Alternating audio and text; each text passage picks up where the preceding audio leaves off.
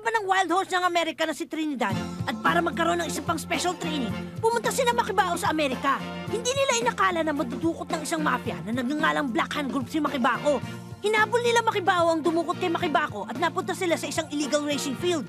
Doon nakilala nilang sa kabayong pangarera na nagngangalang Fried Chicken. Encoded by BetsTV.com. Dinukot si Makibao!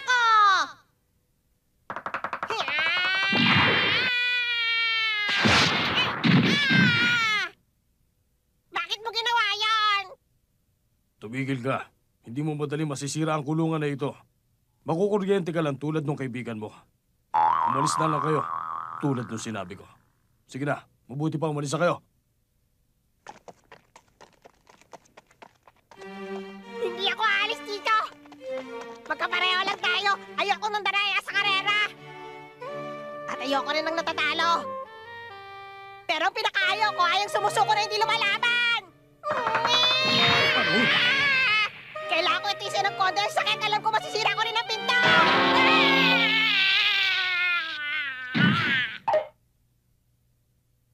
Ang kabayong ito.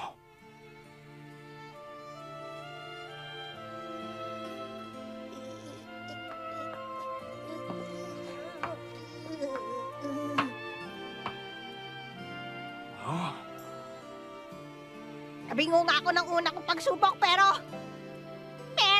Tumigil ka na, Makibao. Mo pinili yung sarili mo. Hindi, Boss Arnald! Itutuloy ko ang pag-atake ko! Hanggat nailabas ko ang kapatid ko sa kulungan na yan! Ang kapatid mo?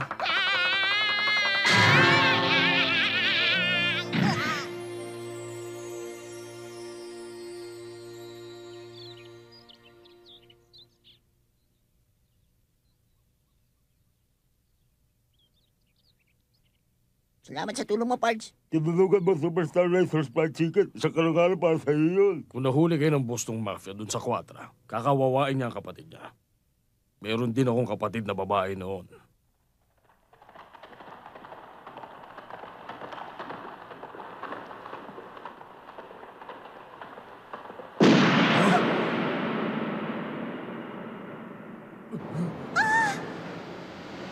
Ano nangyari, Donna? Donatello! Kuya! Donatello! Donatello!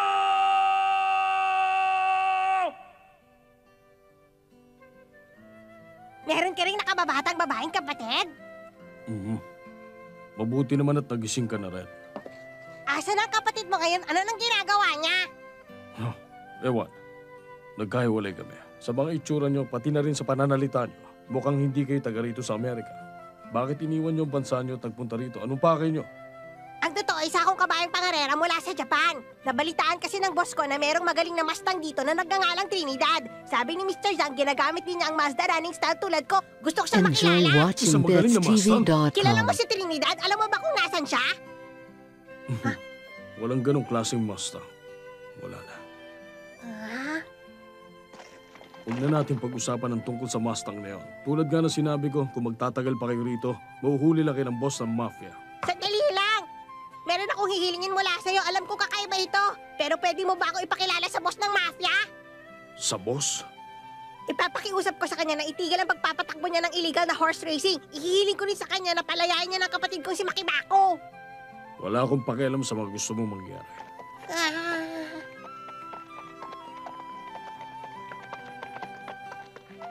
Uy, sandali lang.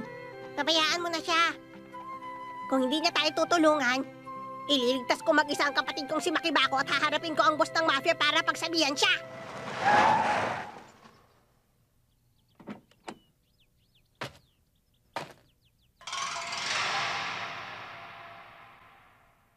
Bossing, maligayang pagbabalik sa track. Nakakatakot naman ng Black Hand Group. Parang nanggaling sa gera. Paano na nabubuhat ng mga yan? Oy, bossing, bakit bigla na lang kayo natumba? Masyadong mabigat ang mga armas na dala ko.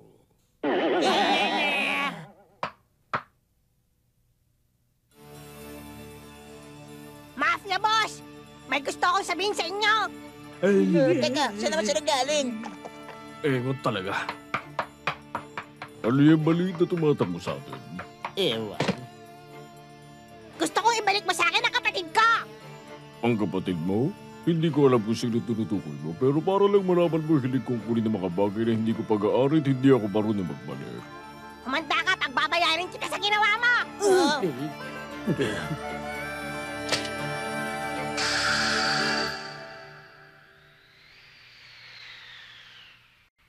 Matamaan niyo ang bulinggi!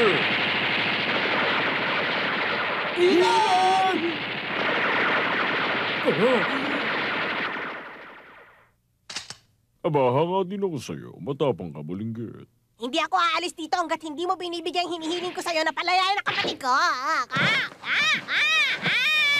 Makakayang resource champion na ngayon. Nayabag na magsalita pero ngayon tignan makinakalat ka. Talaga naman, ano bang ginagawa niya? Paano kung pati tayo hulihin ng mafia? Ano nang gagawin natin? Ay, sabi ko na nga ba, nahuli na tayo. Pinahamak niya ang lahat ng kasama niya para lang iligtas ang kapatid niya. Ano yun? Sinasabi mo bang ikaw ang kabahay na nanalo doon sa Japan Derby Competition? Magkamukha kasi sila nung isang puting kabayo, kaya yun ang nadukot namin. Pero sa tingin ko, ito na ang tunay na Midori Makibao. Sure na.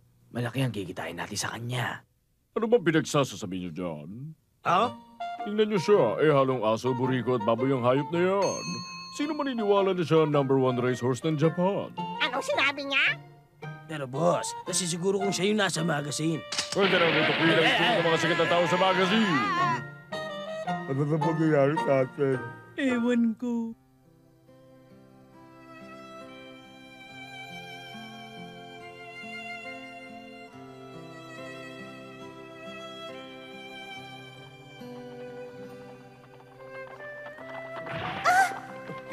Ang sakit! Huwag kang umiyak. Mawawala din ang sakit mamaya.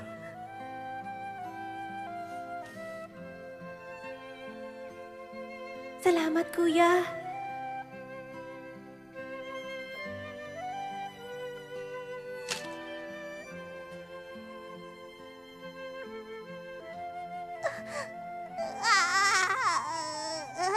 Paumanhin.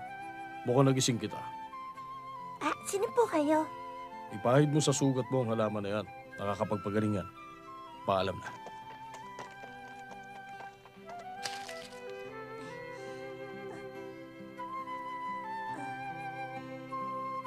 Ang bait mo, kuya. Yan yung kapatid ng maliit na yun? Opo, makakawalan ko na siya ngayon. Huwag mo munang gawin yun. Pwede ko siya magamit. Meron akong ideya. Kung ganun, boss, naniniwala na po kayo na nung nahuli natin yung champion horse ng Japan. Ano nga, Hilo? Nakaisip ako ng maraan kung paano tayo kikita ng limbak-limbak na pera. Manood na lang kayo.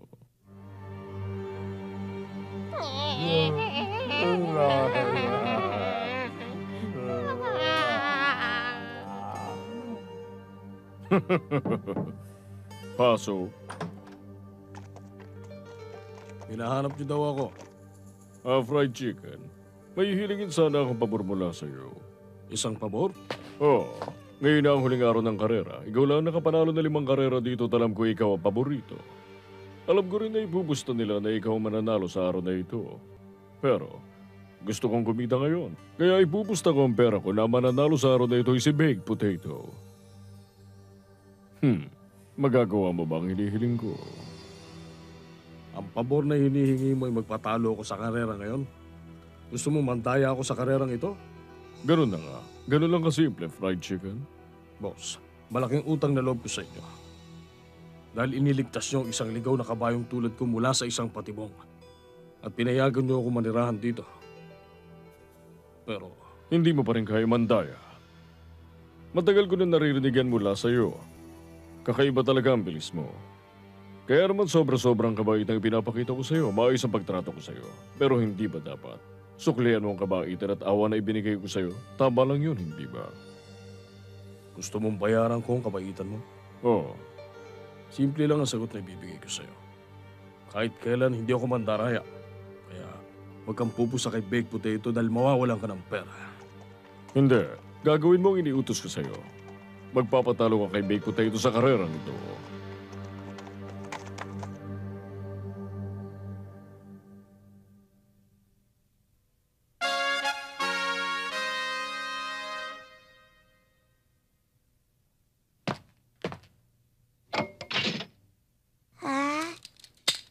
Labas na.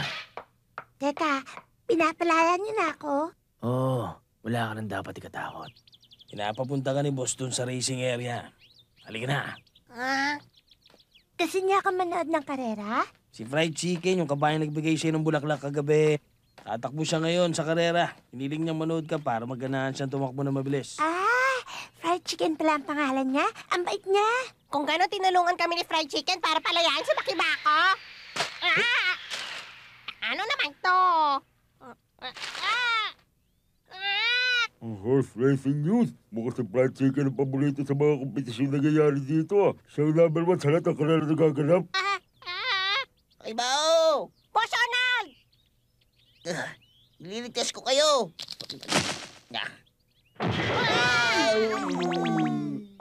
Okay lang ba kayo? Hoy, tay, Makibao! Hindi pa nakakawala si Nabayar Kasky sa ka mapupunta, ha? Enjoy watching BitsTV.com. May gusto lang akong itanong sa kanya. Kilala mo ba si Trinidad? Alam mo ba kung nasan siya? Walang ganong klaseng Mustang. Bossing, sa tingin ko si Fried Chicken at ang wild horse ng Amerika na si Trinidad ay isa lang. Alam ko mukhang pinalaking kabayo sa isang rancho si Fried Chicken. Pero malalaman ko ang totoo kung makikita ko siyang tumakbo sa karera. Imposible mapaamo ang ganong kabayo. Tama ka ang sinabi ni Boss Orlan. Hindi madali mapaabang mga ganong klaseng kabayo. Isa pa, magkaiba sila ng pangalan, di ba? Maaring bigyan siya ng bagong pangalan nung dinala siya rito.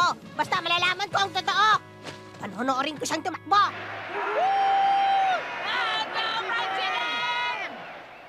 Wow! Nakikita ko na rin tumakbo si Kuya Fried Chicken. Oo, magsisimula na. Hindi tayo nahuli!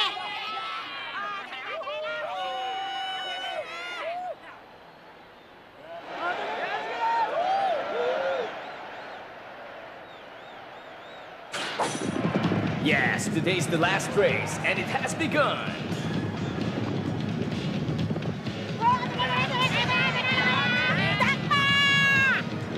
Nangunguna po si Fried Chicken. Ang bilis po niya talaga. Mukhang siya na naman ang mananalo sa karerang ito. Ang ganda ng pagtakbo niya. Tignan nyo, maskulado yung katawan ni Fried Chicken. Tama ka. Mas maganda ang katawan ni Fried Chicken kumpara kay Cascade. Sabi ko na nga ba na isang wild horse si Fried Chicken at nasisiguro ko siya si Trinidad.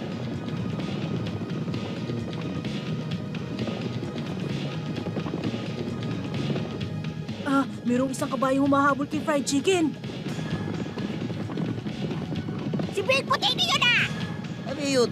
Ayon sa binasa ko, mabagal na kabayo si Baked Potato. Palagi siya nahuli at konti lang ang fans niya. Ganyan nga, Baked Potato. Naniniwala lahat ng tao na si Fried Chicken na mananalo sa karerang ito. Yayaman ako ng gusto.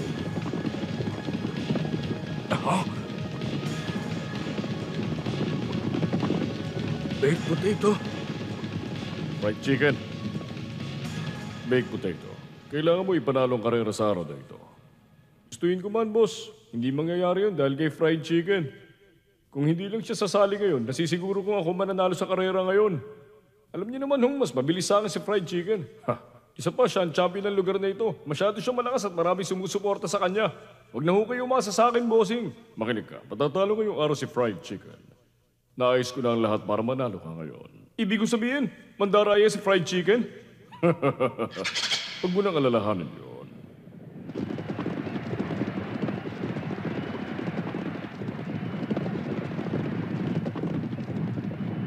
Ano nang gagawin natin, boss? Kung malulugi tayo sa pagpusta kay Baked Potato, hindi siya makahabol kay Fried Chicken. Huwag kayong mag-alala. Bibilis na ang takbo ni Baked Potato. Hawakan niyo mabuti ang maliit na puting kabayo na yan. Papa.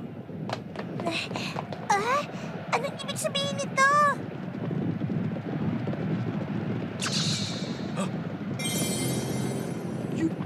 Yun ay... Chicken, nakikita mo ba ito? Sana naiintindihan mo na. Kung hindi mo ako pagbibigyan, hindi ko nakasalanan kung anong mangyayari sa kanya. Kawawa naman ang kabayong ito. Sama talaga niya. Sa tingin ko, makikinig ka na kayo sa inuutos ko sa'yo. Kuya! Kuya! Tingnan niyo po yun, mga kaibigan. Mukhang nakakahabol na ngayon si Baked Potato.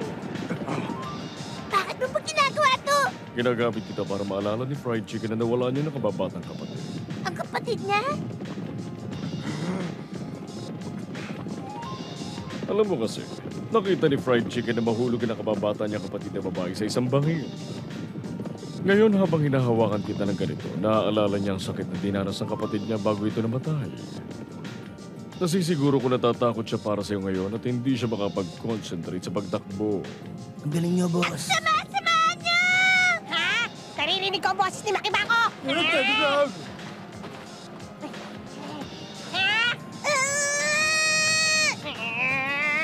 Huwag mo ako mamalitin, mister! Mahal, isa ka nga mafia boss sa lugar na to, pero isa akong kabayan pinalaki sa Green Meadows Farm. Hindi ako papayag na gamitin mo ako pa-blackmail! Pagpakabait ka balita kabayo, kung hindi lagot ka na. Ano nangyayari dito? Bakit bumabagal si Fried Chicken? Nahuli na siya at inuunahan na ng ibang kabayo. Tumakbo ka! Fried chicken, takbo! Talo na siya. Ang galing ko talaga. Magiging milyonaryo na ako pagkatapos ng karerang ito. Oh, ano ito? Sino gumawa doon? Ako ang tagapagtanggol ng mga naapit ng mga inosente! Ang kuya ko! Kumanda kayo mga masasamang loob! Kainin niyo ang dumi ko!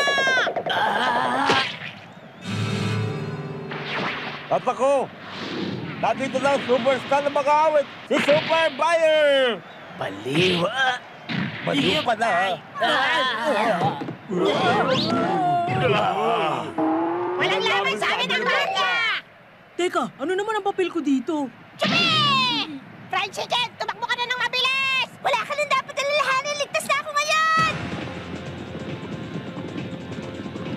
May pagbabago na naman. Bumibilis na ulit si Fried Chicken. Ginagamit niya ang kanyang pambihirang bilis para makahabol sa nangungulong kabayo. Pero mukhang makahabol na ni Fried Chicken si Baked Potato. Malapit na! Lumalabas na ang Mazda running style niya! Kung magagawa niya yon, yun ang magiging pruweba na siya ang hinahanap naming wild horse ng Amerika na si Trinidad! Fried chicken, gamitin mo na ang Mazda running style!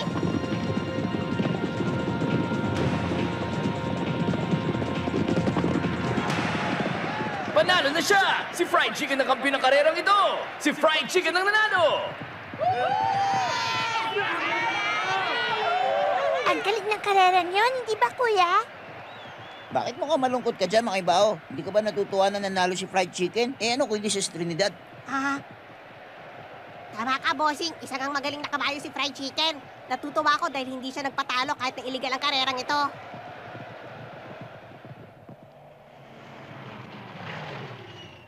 Ha? Andito na si Mr. Yahoo! Pasensya na ha. Naganap pa kasi kami ng sasakyan na mahihiram kaya nahuli kami ng pagdating. Nasaan na siya? Kumusta si Makibako, ha? Okay naman po ako, Mr. Zhang.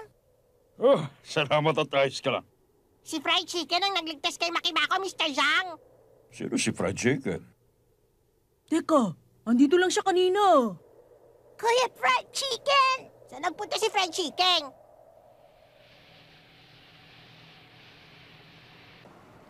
Bakit bigla na lang nawala si Fried Chicken? Kuya Fried Chicken. Ha?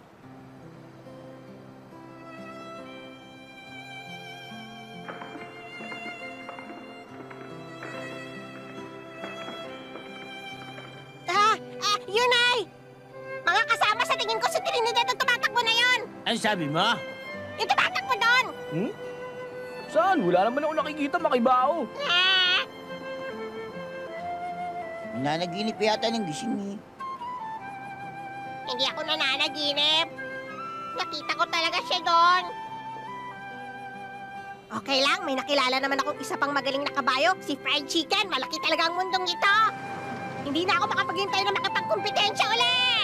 Hoy, Makibao, huwag ka magdudumi dyan sa likod.